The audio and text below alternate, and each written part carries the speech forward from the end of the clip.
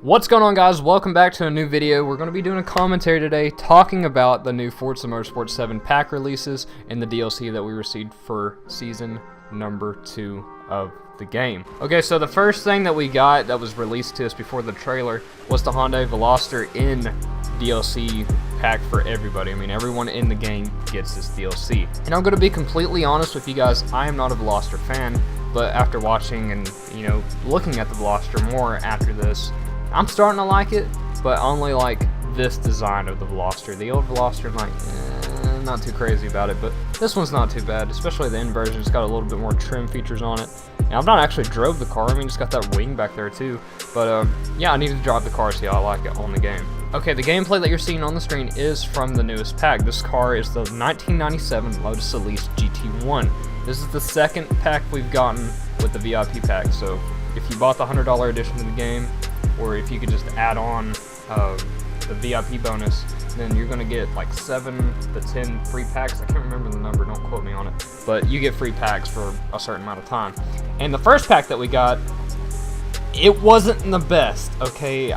It was alright. We got the 55 Bel Air, and that's about it that I can remember that I used out of the pack. I'm sure there's some other great cars in it too, but the fact that I can't remember my favorite car out of it, it's just, no, it doesn't say wow. And I know a lot of people were just completely frustrated and disappointed in the first pack that we get in the game, and it's just nothing exciting. We've got a ton of older cars though, but let's go over the new pack that we have. I didn't do a video for the last one, but let's do one for this one. Okay, they've stepped it up a little bit. Alright, we have a few better cars, and they're track-oriented cars instead of just off-road utility vehicles that they just add in on the game too. It's like, we don't have any packs to use that on. Like, we don't have any tracks or any maps to go out and just have like an off-road course. Forza, put that in for all these off-road utility vehicles that we have. So, first car is a 2017 BMW number 24 BMW Team RLL M6 GTLM car. Me and a friend of mine have used this car, okay? So we went on the Nürburgring like you're seeing right now. We went out, I was using my wheel with the car, and it handled fairly decent, but the car was a little happy in the rear end, and I had traction control on too. So, that car will have to be upgraded just a little bit for your liking, but it's a pretty good car. I believe that is my favorite car in the pack, maybe. It's between the BMW and the car I'm driving right now, which is next on the list, the 1997 Lotus Elise GT1. This car is amazing. It's a pretty decent handling car. It's not the fastest thing out there. As you can see, I'm doing like 139 to 140 when I get up on the straights, and that's about all it gets on the Nürburgring, which that's all you need in this pack. I mean, that is a fun car to drive. The Elise GT1 has the GT1 body kit on the side of it, full aluminum chassis. The body was highly modified for improved aerodynamics. So it is a very unique and cool looking car. Definitely one of my favorite cars that we've gotten out any of the packs. Right up there with the BMW. Okay, next up on the list, which is a very cool car to look at. I love the body lines on this car. Is a 1967 Nissan R382. This car, I've not drove it yet. I have posted a few liveries on it because you can do a two-tone livery on it, no problem, and I'll put that up for people that just want it. But this car I don't know too much about, but it did look very cool. All I did to it was just lower it and put like a lower profile wheel on it. That way it gives it more of a touring look instead of the older 60s, early 70s race car look. And I must say, I've not drove it yet, but I do like the car, so I like this car in this pack. It's alright. Okay, here's where, I guess the comedy part of the pack comes in. 1970 Centurion 2CV.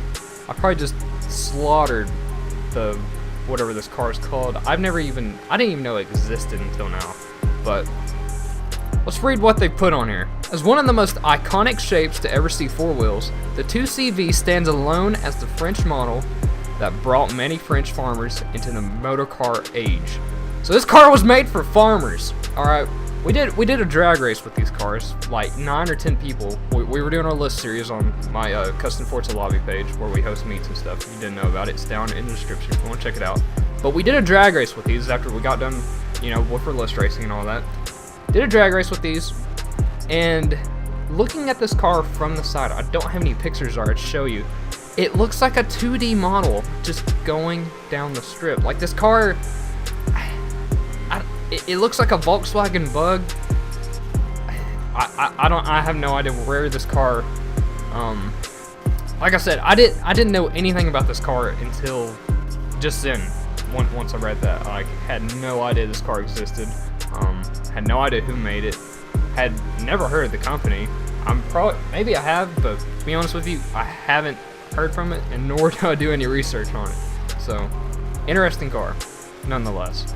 Okay, and the final car, and this was the car that started out the pack, is the 1968 Subaru 360. Now, I love my Subarus, but this is one of the Subarus that just I question. I guess this is post-World War II era Subarus right here, you know, just a smaller Subaru that anyone in Japan could afford and just get around it. I mean, smaller car, small city, it works. Let's read what it says.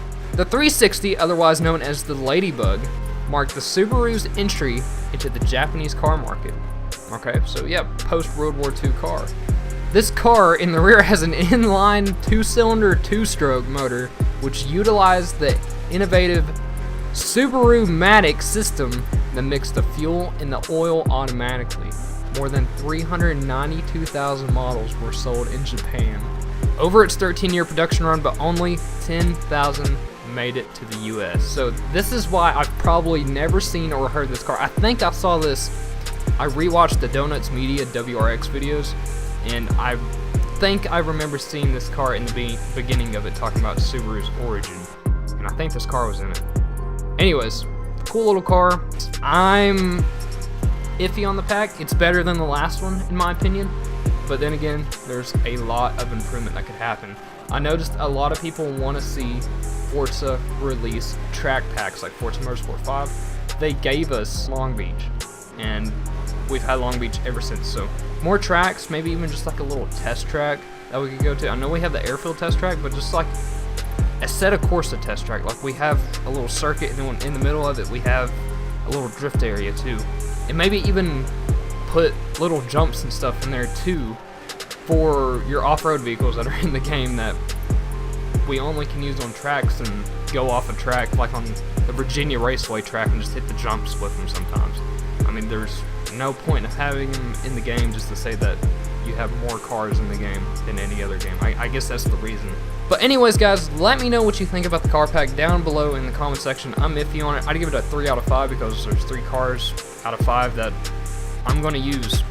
Maybe 2.5. I don't know. But thank you guys for watching. Let me know below, and I'll see you in the next video.